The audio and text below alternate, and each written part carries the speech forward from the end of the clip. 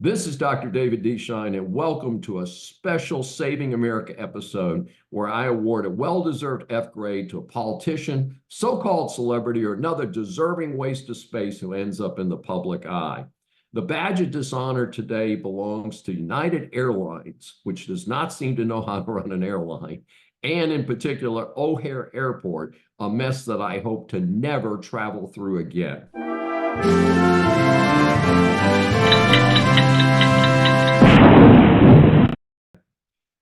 Leaving on my trip, my flight connected through O'Hare on the way out to Scotland was delayed 2 hours. In fairness, the flight over the Atlantic was a good one. The international crew was a good one. It was handled pretty well. Nice plane. Flight, on the other hand, coming back from Edinburgh, Scotland to O'Hare, great flight, nice crew, lands on time. At O'Hare, get this, United's home airport, things went south from the start.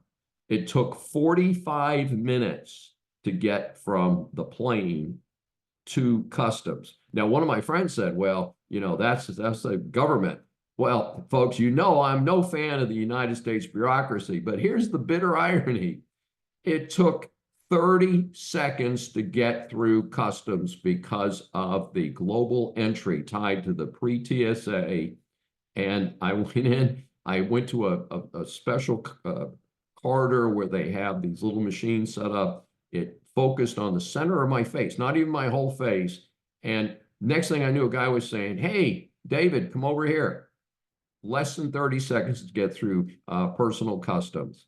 So hats off to TSA and global entry. One thing the government has done well, and by the way, I think that's under the Homeland Security, which shows that there are parts of Homeland Security that actually could work if they got politics out of the way. So in any event, that's one positive.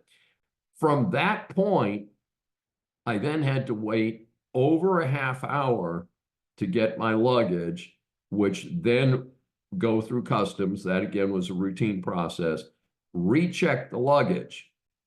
Now, I then had to go out and go back through TSA to get on the plane from O'Hare to IAH here in Houston.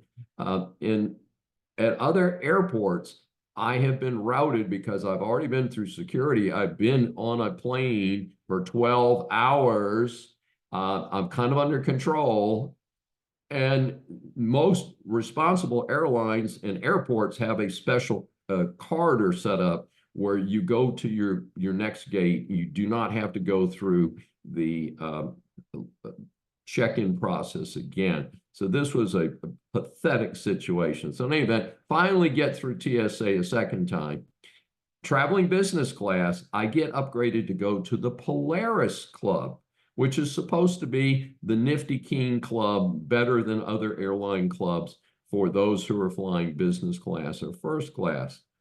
Well, what a waste of time. How pathetic this was. And again, this is at United Airlines home airport, O'Hare.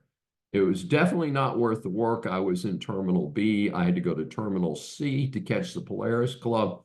Crowded, disappointing, mediocre food, a pathetic mess. And it definitely was not even up to normal airport lounge standards, much less this upgraded, oh my goodness, Polaris experience. Anyway, relatively uneventful flight back, of course, half hour late leaving O'Hare.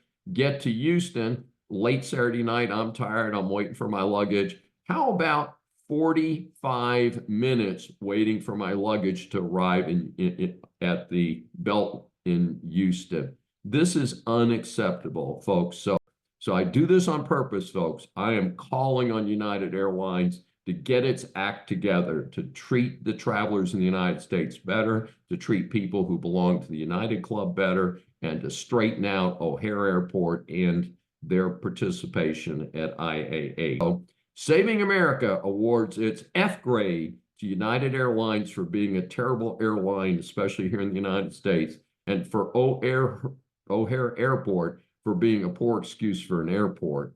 And especially as the home hub for United, you would expect that they would do better. This is Dr. David D. Shine for Saving America. Thank you for joining us. And as always, please feel free to subscribe on your favorite platform.